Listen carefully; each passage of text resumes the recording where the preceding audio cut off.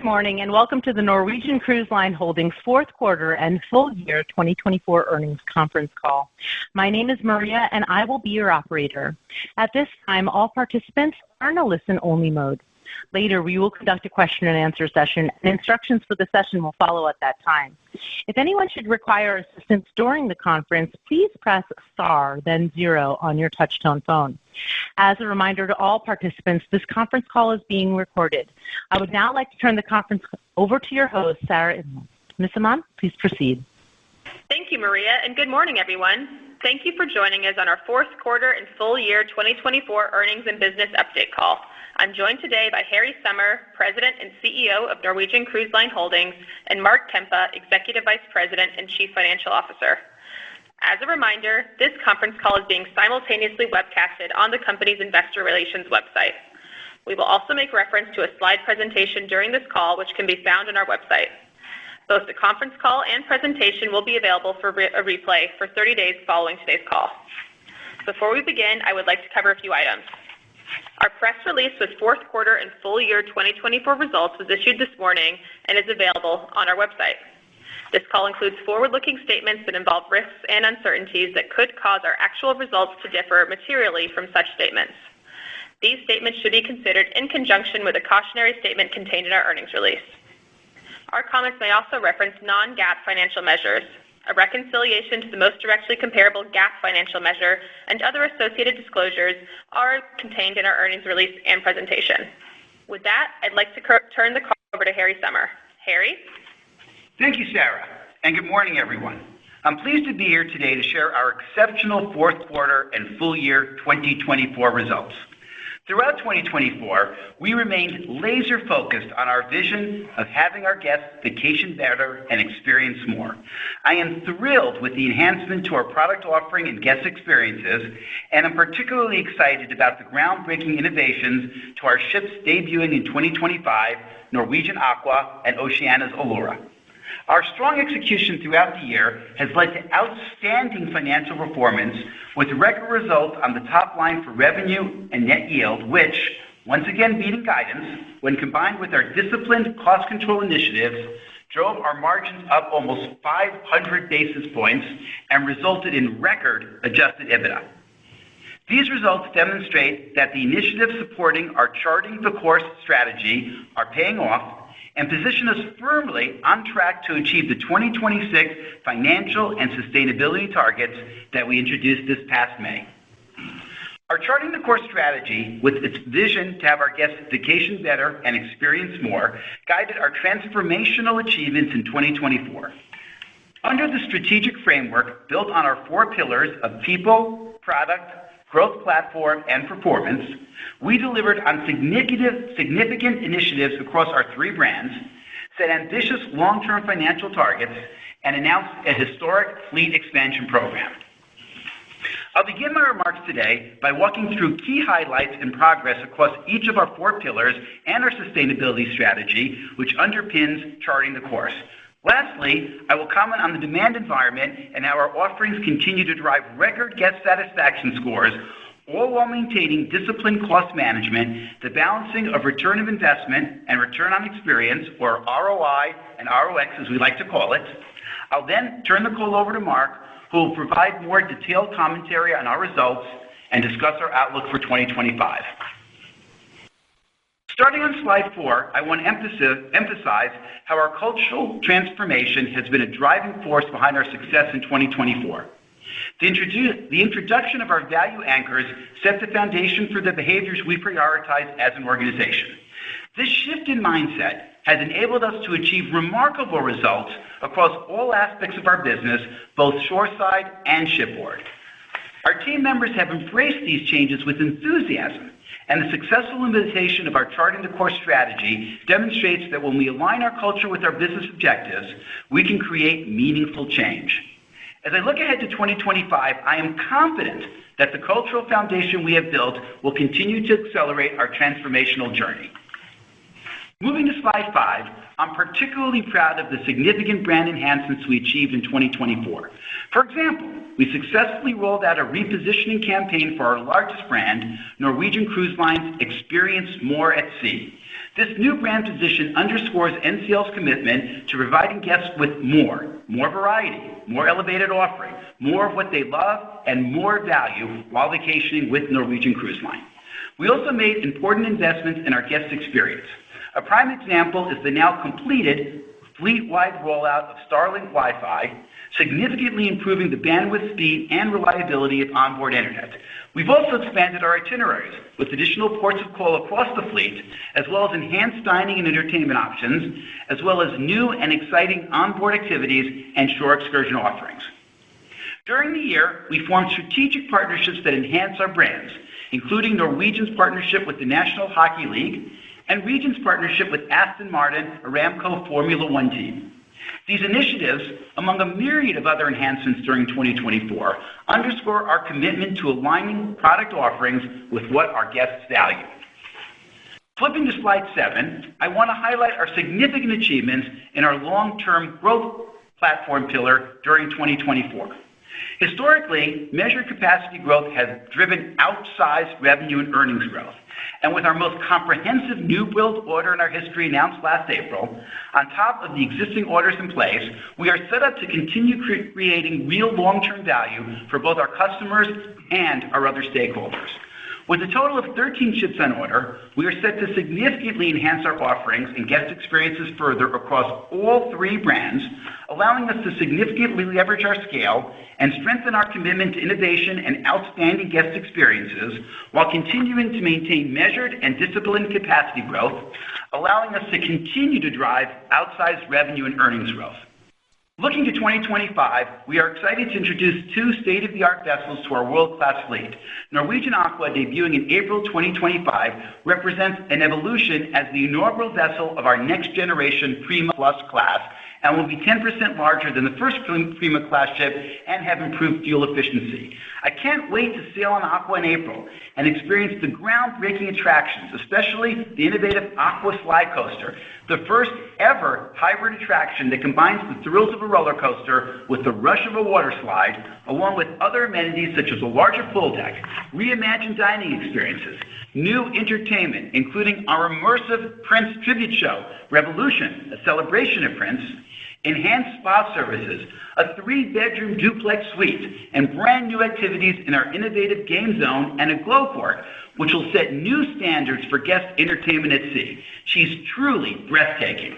Additionally, we are eagerly anticipating the debut of Oceania Cruises Allura in July.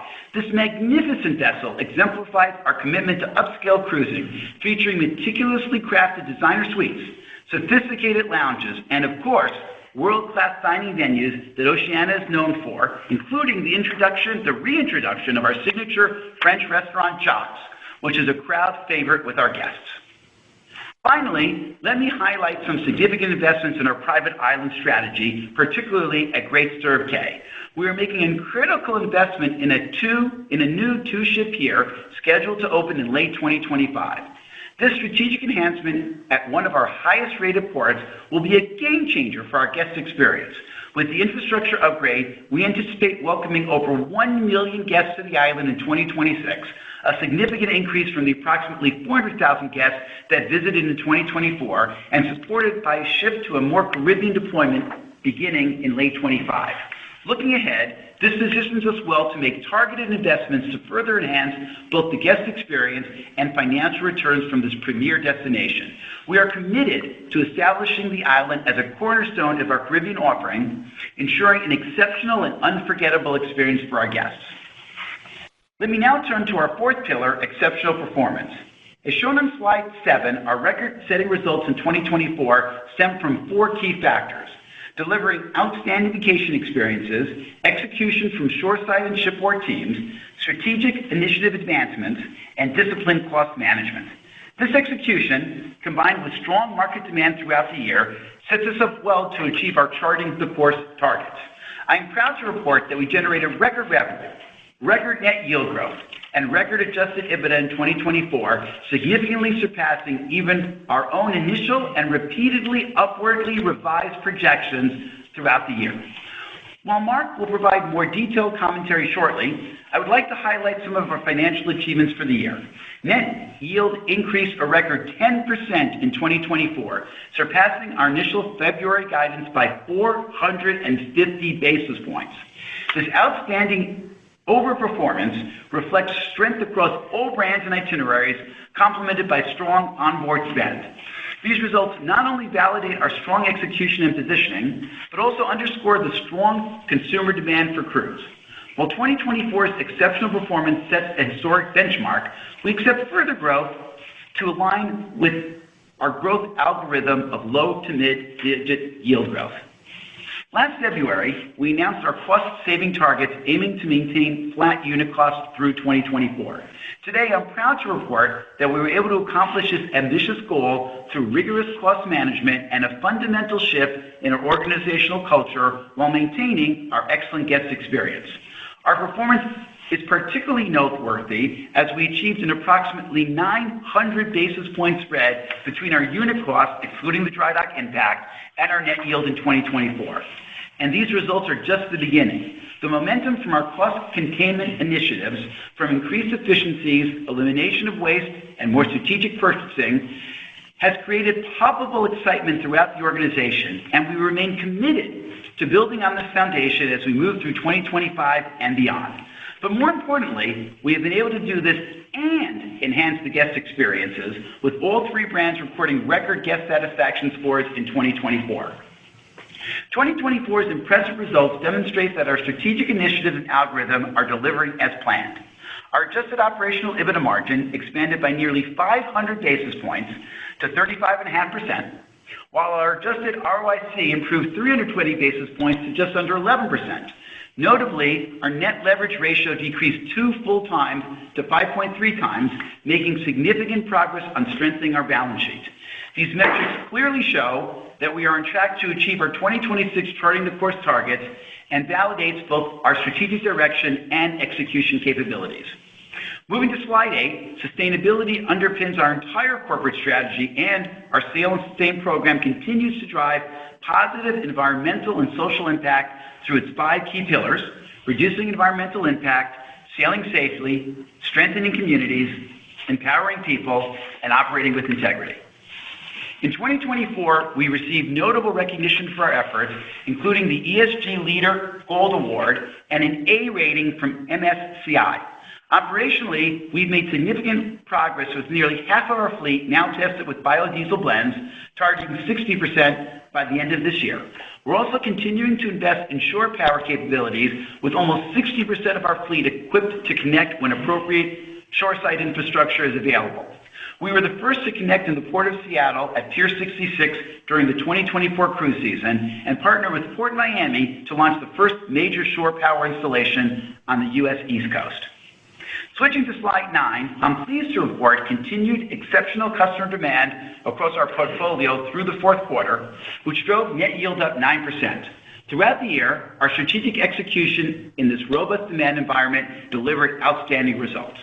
Looking ahead, the momentum continues into 2025 as we remain at the optimal book position for the next 12 months, with particularly impressive demand for summer sailings in Europe and Alaska. Based on these strong fundamentals, and despite headwinds caused by the strong U.S. dollar and timing of dry docks in Q1, we are projecting a 4.5% pricing increase for full year 25, which will drive net yield growth of 3%. With that, I'll hand the call over to Mark to go over financial results in more detail. Mark? Thank you, Harry, and good morning, everyone. My commentary today will focus on our fourth quarter 2024 financial results, 2025 guidance, and our financial position. Unless otherwise noted, 2024 and 2025 net yield and adjusted net cruise cost ex-fuel per capacity day metrics are on a constant currency basis, and comparisons are to the same period in 2024. Let me begin with our fourth quarter results on slide 10. Once again, our fourth quarter results came in ahead of guidance, with net yield growing 9%. The 210 basis point outperformance was driven by strength across brands and geographies, as well as strong onboard spend. Adjusted net cruise cost ex-fuel was slightly above guidance, ending the quarter at $157, mainly driven by increased variable compensation due to our strong performance. Excluding this and the $6 dry dock impact, adjusted net cruise cost ex-fuel would have decreased year over year, demonstrating the benefits of our transformation initiatives. The combination of healthy top line and strong cost control drove adjusted EBITDA of $468 million, exceeding our guidance. Finally, adjusted net income for the quarter was $125 million, or adjusted EPS of 26 cents, which included an approximately $70 million or 15-cent benefit due to foreign exchange rates. A reminder that as foreign exchange rates move, we revalue both our debt and advanced ticket sales that are denominated in foreign currencies. While this appears as a benefit in the fourth quarter net income, the impact is a headwind in future periods when these advanced ticket sales are realized ultimately through the P&L. Now moving to our record full year 2024 results on slide 11. Let me start with our top line performance. We delivered exceptional results this year, with net yield increasing 10% compared to prior year. This represents the highest net yield growth in our company's history. At the same time, our disciplined cost management delivered strong results, further solidifying the commitments that we made at the beginning of last year. Our adjusted net cruise cost ex-fuel per capacity day only increased $1 to $160 in 2024, when excluding the dry dock impact during the year. This result was achieved despite higher variable compensation due to our strong performance. Excluding this, our adjusted net cruise cost ex-fuel would have decreased year over year.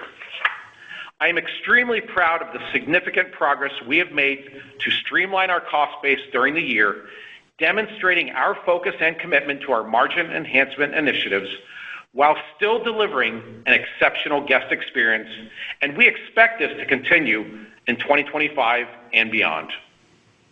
As a result of the strong net yield growth and cost savings initiatives during the year, our adjusted EBITDA came in at just over $2.45 billion, while adjusted EPS came in at $1.82, which includes an approximate 10-cent benefit from FX, and our operating cash flow came in at just over $2 billion, driving our leverage down 2 full turns to 5.3 times. Our exceptional 2024 performance demonstrates our successful operational execution while capitalizing on strong demand in the market, which positions us well along our path to achieve our Charting the Course 2026 financial targets. As we look ahead to 2025, we are committed to maintaining this momentum with continued focus and drive.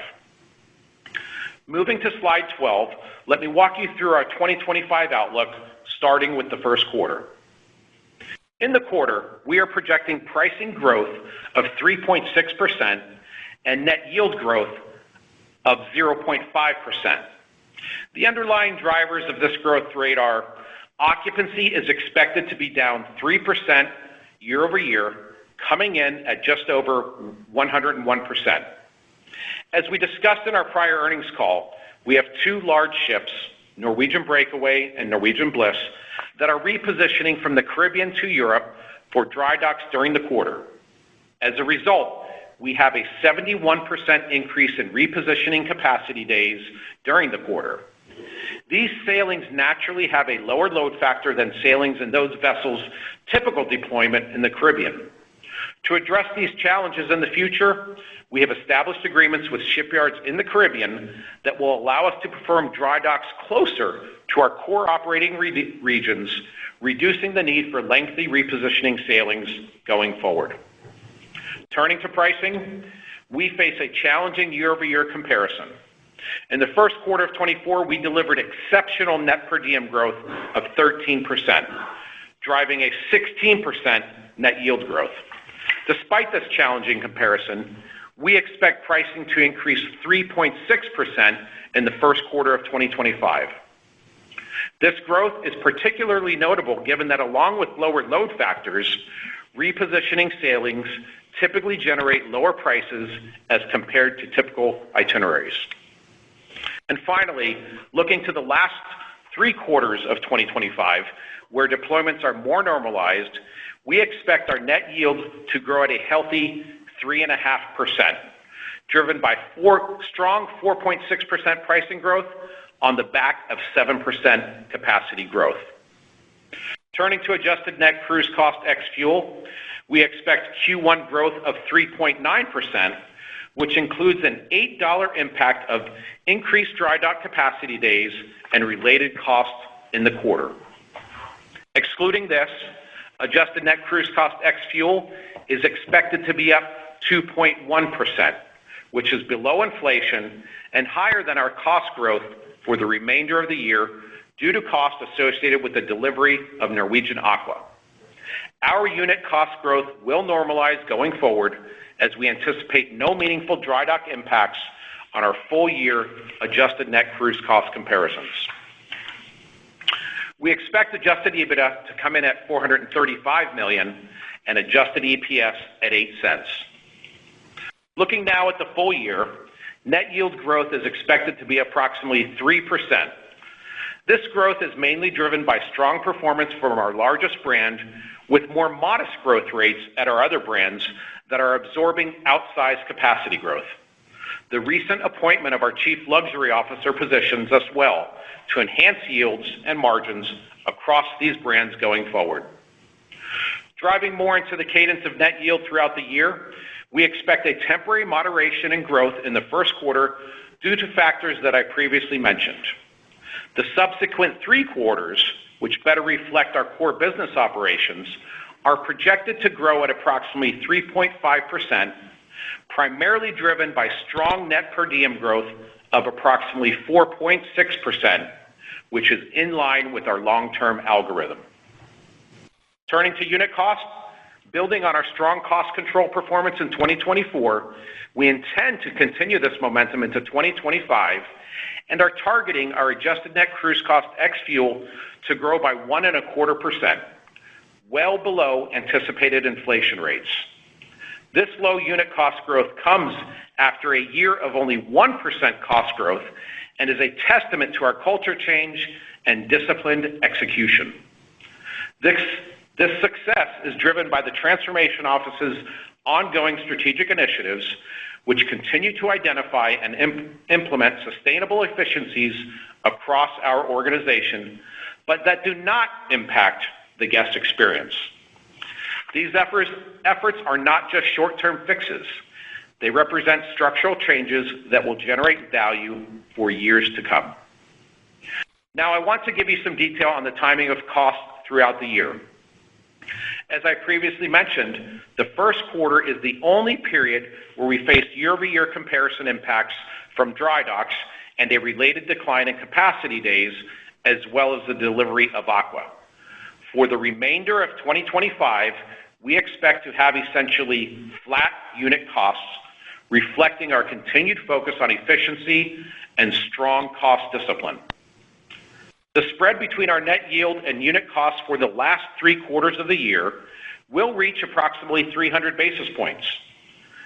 These quarters better represent our core business, and this performance significantly exceeds our long-term algorithm while demonstrating our commitment to our charting the course targets. As a result of the cost savings initiatives and strong net yield growth, we are expecting full-year adjusted EBITDA of $2.72 billion, which is net of an approximately $70 million headwind from both FX and fuel.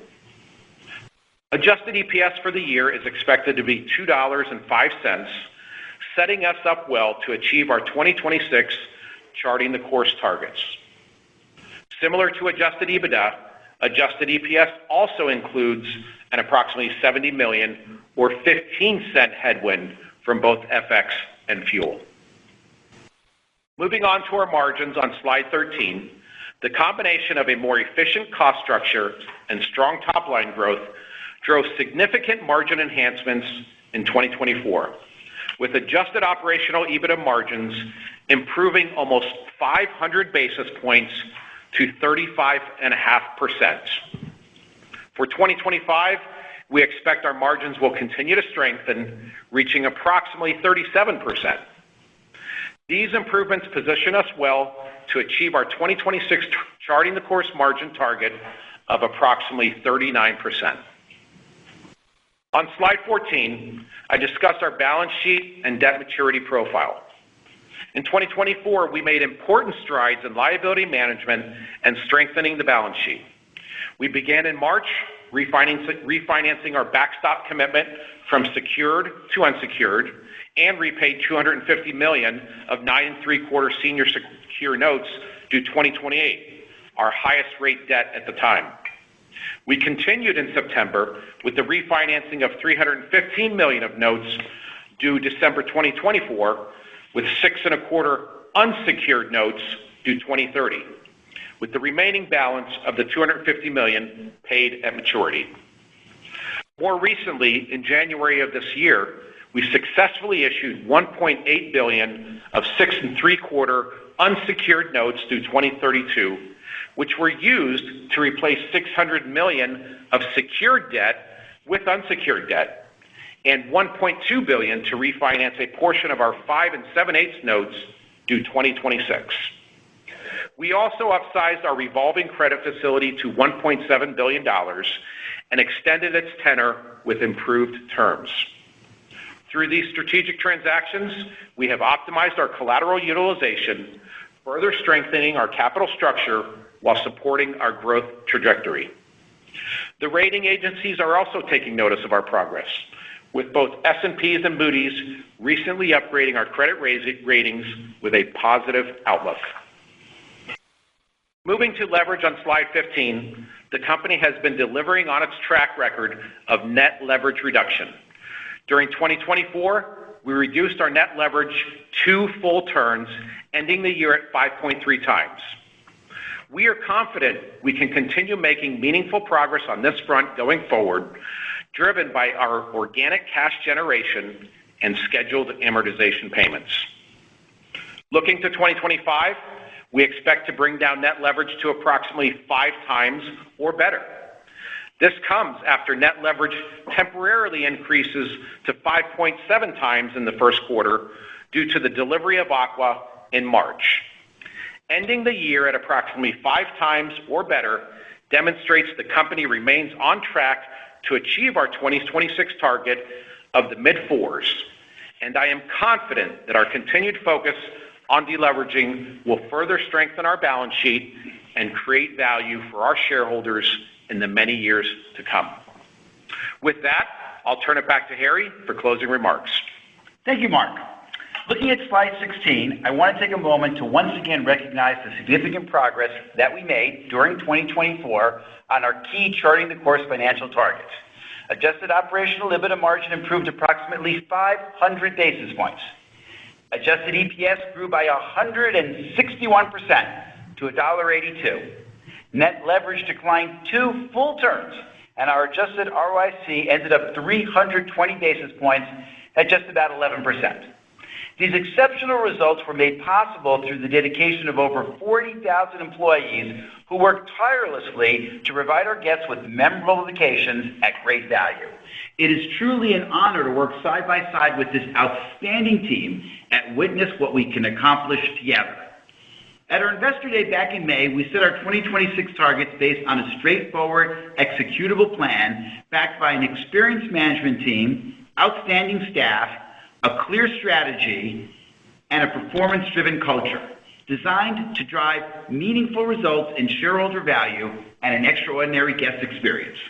Given our strong progress towards these targets in 2024 and our expected continued momentum in 2025, I am more confident than ever that our strategy is working and our execution is delivering results.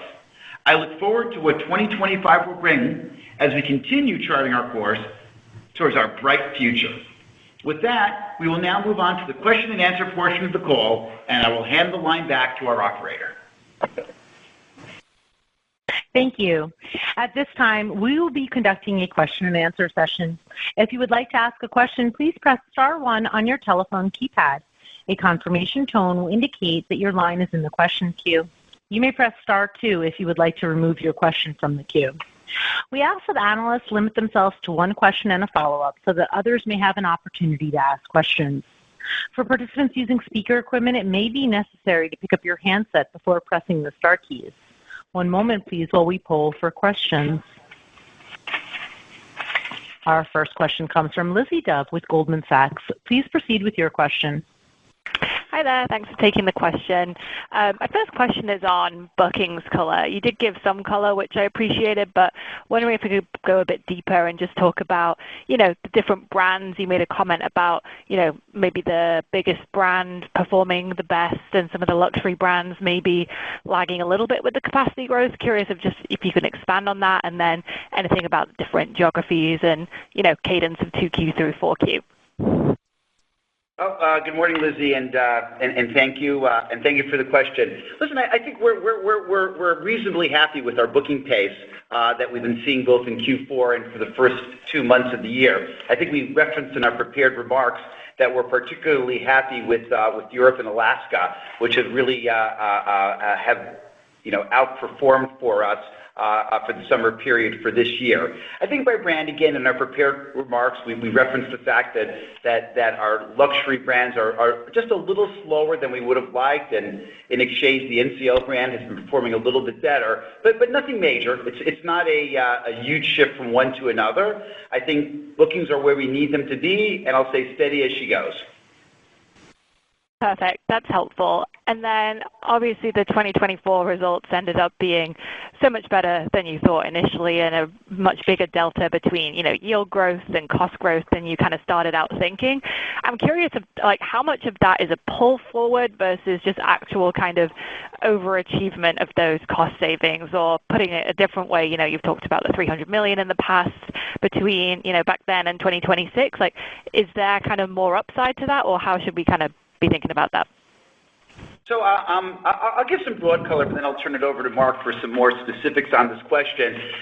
Yes, the cost savings, yes and many questions, so I guess yes isn't a good answer. Let me be a little bit more specific. The cost savings have come in a little bit quicker than we initially expected, which is obviously a good thing. We want to start out with a reasonable and measured plan, and as the year progressed, I give kudos to the entire management and staff for taking this cultural change seriously, as I knew they would, and overachieving our initial expectations.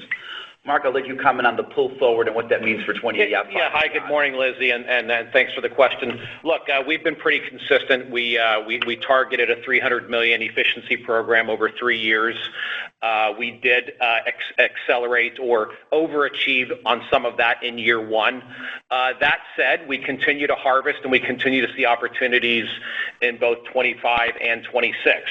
And I think that's really demonstrated in the fact that when you look at our net cruise cost guidance ex fuel, we're guiding 1.25 points. So to put that in context, if you think about where inflation is generally around 3 to 4%, we are actually guiding a couple points below that. So we feel good about where we are. As I say, every quarter we gain more and more confidence around that.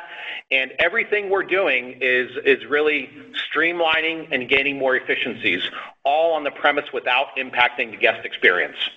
I can't emphasize that point enough. I don't usually like to have two comments on one question, but I think the point that Mark made about guest experience is of extraordinary importance. I referenced in my prepared remarks that we have record guest satisfaction scores at each of our 3 brands, and that's something that we diligently follow on a weekly voyage-by-voyage basis to make sure we stay on top of this. This starts with guests. It doesn't start with financials. This starts with guests. And if we can get the product right and happy guests, the financials follow, which is our 2024 results are testament to. Awesome. Thank you. Our next question comes from Brandt Montour with Barclays. Please proceed with your question. Good morning, everybody. Thanks for taking my question. So you guys gave some helpful commentary on pricing the first quarter versus the rest of the year at 3.6 and 4.6 respectively, which are healthy rates. But I'm curious why you guys are penciling in an occupancy loss ex the first quarter. Looks like 1 point in your guide, 105 versus 104 for 2Q through 4Q for 25. Just curious if there's a mix issue or if that's an opportunity for you guys. I would say in Q1, we spoke to the issues with dry dock and repositioning cruises, so I hope that's self-explanatory what happened with the occupancy rates in that. Obviously, on the repositioning cruises to and from the dry dock, transatlantic cruises in January and February tend not to fill with lots of children, as you may imagine, which impacts those rates and the surrounding cruises as well. But for the rest of the quarter, there is a bit of a mix issue, although on a long-term basis, as we discussed, we're transitioning more to have a Caribbean basis. For example, in GSC, we talked about shifting from, I think it was 400,000 guests to 1 million guests from prior year to 26. In 25, there's actually a slight shift the other way, where our Asia, Africa, and Pacific itineraries, and I think we include this as one of the slides in our presentation, is actually up 20% from 9% to 11% of our total deployment. And we've also employed a larger ship on our longer Alaska run. The Norwegian Joy is now doing our 9, 10-night Alaska runs, which also has a bit less of a family mix because they're longer in length. So I think those two changes in mix account for the entirety of the small change in occupancy that you see. That's super helpful. Thank you for that. And then just to follow up, Harry, it was good to hear that you guys are seeing strong demand, particularly from U.S. into Europe. Maybe you could just double click on that. I mean, obviously, is some of that easier comps? Obviously, last year there were some geopolitical events in late 23 that affected 24, but also just pre-post election, if you're seeing, if you saw any sort of change in booking behavior, and then the third part of this multi-parter, any sort of more recent hesitation or concerns around the geopolitical media cycle filtering into bookings? So yeah, 3-part follow-up question there. Let me see if I can cover them all. I wouldn't say that we had particularly soft comps for last year. I think last year, where we ended up with a 10% yield growth, reflected good performance across all geographies. I don't think you can get to a 10% yield growth if there's really softness in any itinerary. So the fact that Europe is doing well for this year, I think is just a reflection of a great customer product, good marketing, good acceptance for the experiences that we offer, which we're absolutely happy to see. In terms of behavior pre and post election, the week of election was a challenging week as it is every 4 years, but that's 1 out of 200 weeks, so we don't necessarily worry about that. But I think since then we've seen normal patterns, nothing really extraordinary, positive or negative since the election has occurred. Perfect. Thanks, everyone. Yes, I've answered the question. Sorry, move on. Our next question comes from Steve Wieczynski with Stifel. Please proceed with your question. Yeah, hey guys, good morning. Congratulations on a strong fourth quarter. So, Harry or Mark, as we think about the guidance for the year, if we think about the 3.5% yield growth that you're kind of expecting there in the second quarter through the fourth quarter, that's probably actually a little stronger than we were kind of looking for. And look, you gave a lot of commentary around demand for Alaska, Europe, so that's probably part of that. But just maybe help us understand, maybe how you're thinking about the onboard side of things as we think about, kind of the middle to the latter part of the year. It just seems like, I guess what I'm trying to figure out here is, is there potential upside to that 3.5% number based on maybe a little bit higher load factors plus onboard? So, the guidance we provided are numbers that we feel confident with that we can deliver. So I wouldn't necessarily imply that there's upside that we haven't yet factored in. It's a number that we believe in. We think a 3.5% yield growth on a 0.5% cost growth in the back 3 quarters of the year represents a very strong performance, especially coming off of the extraordinary performance last year. So I'm not here to give new guidance 10 minutes after we just gave original guidance. In terms of onboard spend, our philosophy here is to have a data-based department which takes a look at what guests want and provide guests more of what they want, and we provide guests more of what they want, they gladly pay us for it. So it's not, I just want to be clear, and this sort of goes with the first comment I made. This is not a finance-driven organization. This is a customer-driven organization, and to the extent that we can deliver extraordinary products, whether it's on the cruise side or, in the case of your question, the onboard side, we can generate higher revenues. We have an entire team that all they do day in and day out is take a look at the 13 different verticals we have of onboard revenue and make sure that we're delivering them to our guests in an exceptional way, and then obviously pricing it in a way that reflects the value.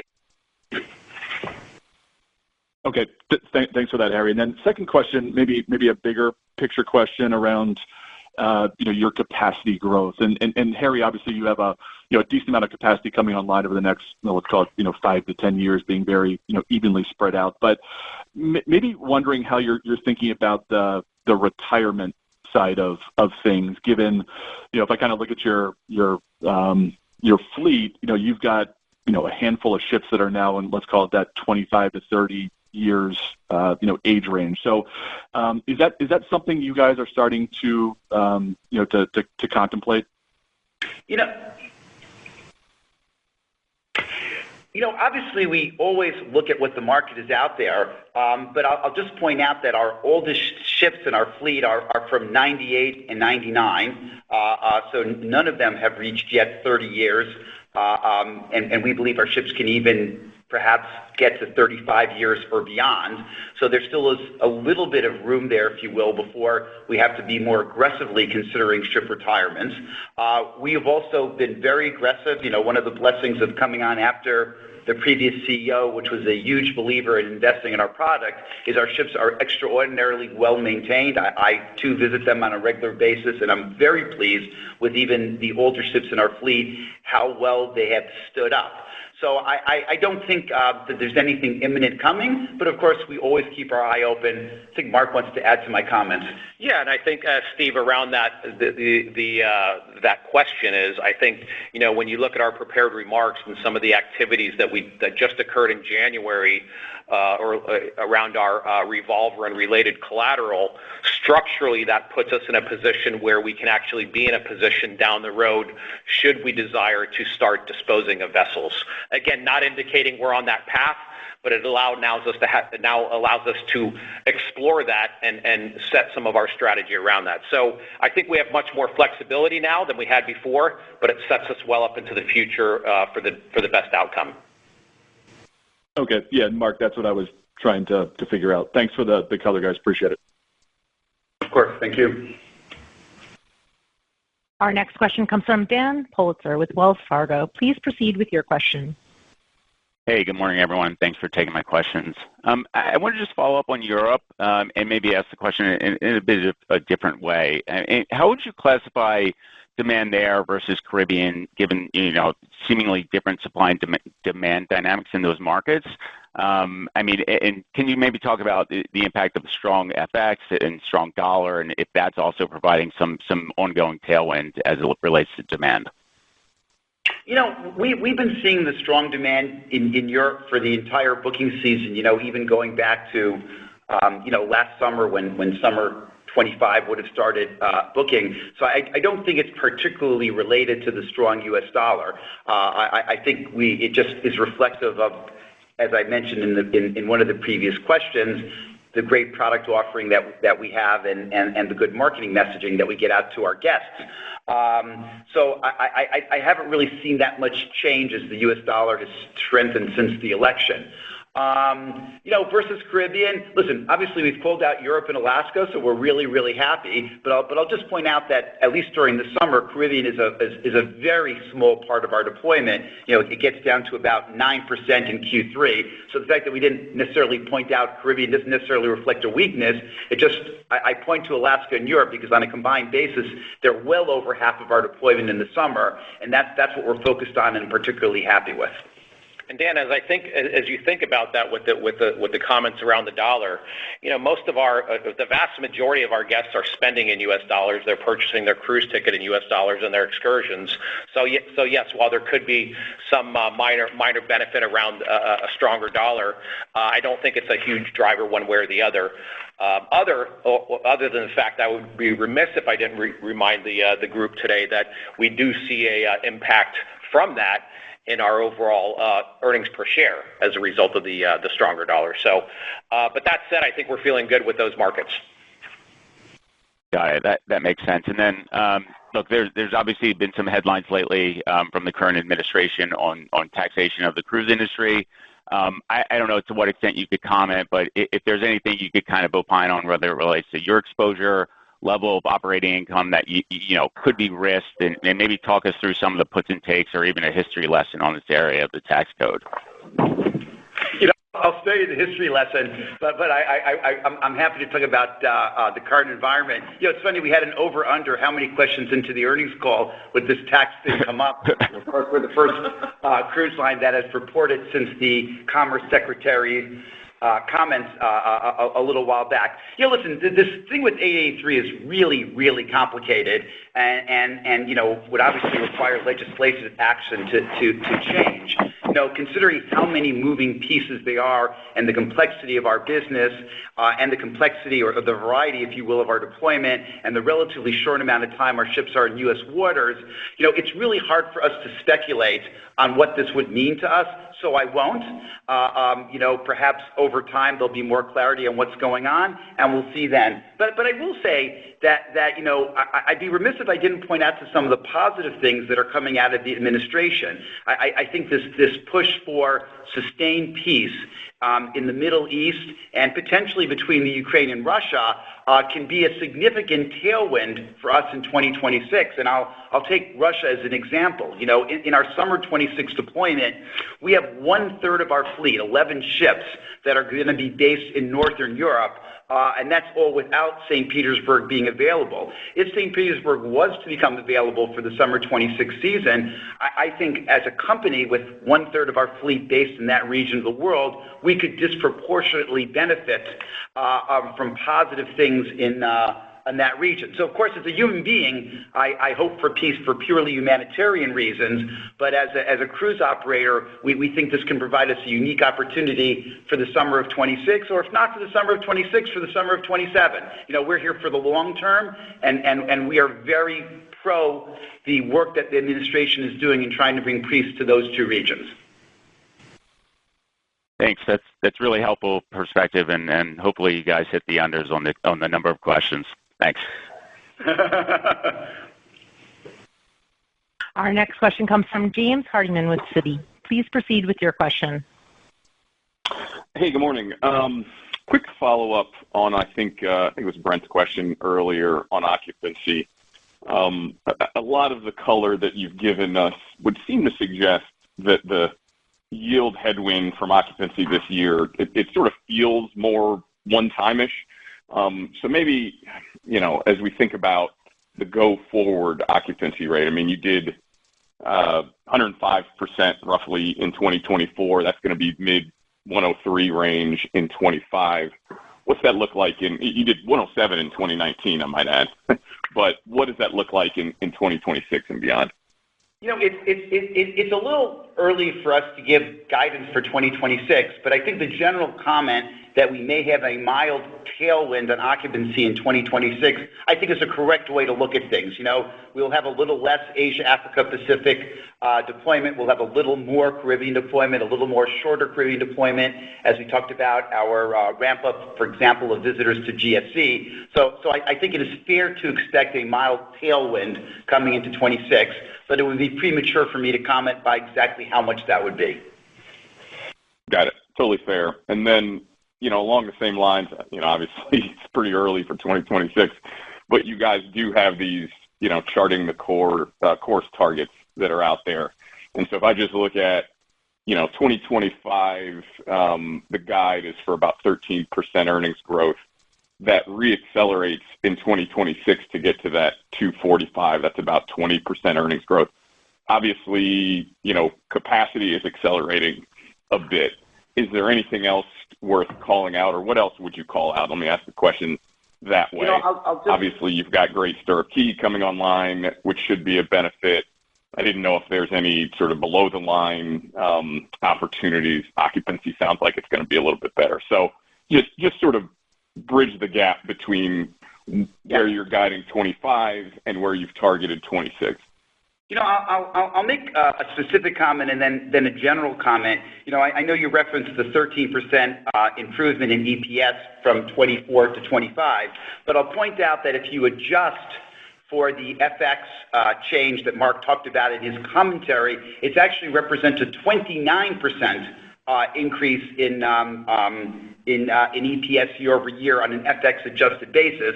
And clearly, we don't expect, at least today, we don't expect the U.S. dollar to continue to appreciate at the rate it is.